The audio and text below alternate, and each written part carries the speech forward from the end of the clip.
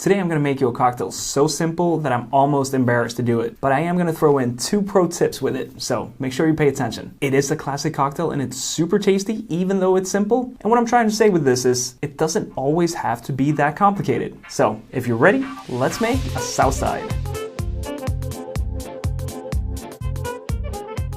This cocktail has been around since the early 1900s, and per usual, you can find it in the Savoy cocktail book from 1930. However, the exact origin is yet to be established. Some say it refers to the South Side of Chicago, others say it stems from the Southside Sportsman's Club in Long Island, New York. So was it rich people in New York or gangsters in Chicago drinking it first?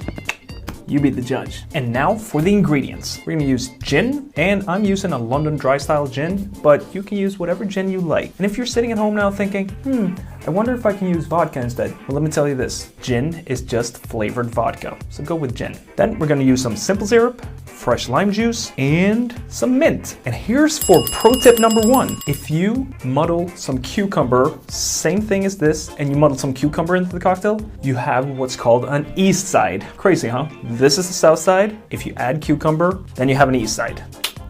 You're welcome. So proud of myself. I'm gonna start by putting some fresh mint into the tin. 3/4 ounce of simple syrup.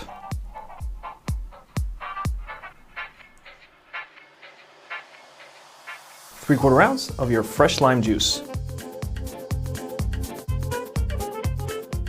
And 2 ounces of your gin.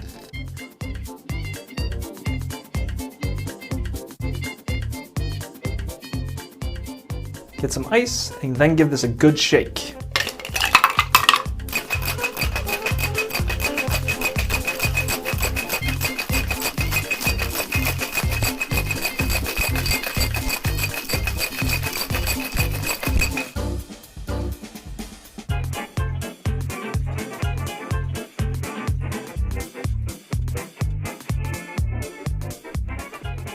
Tasting time, let's go.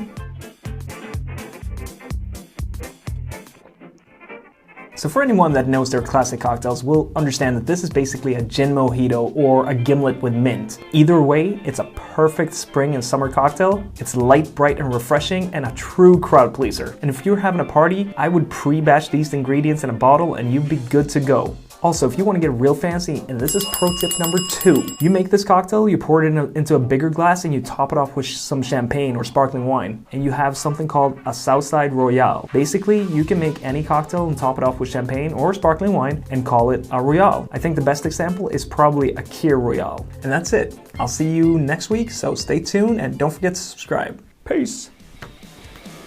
Ooh, I'm taking that.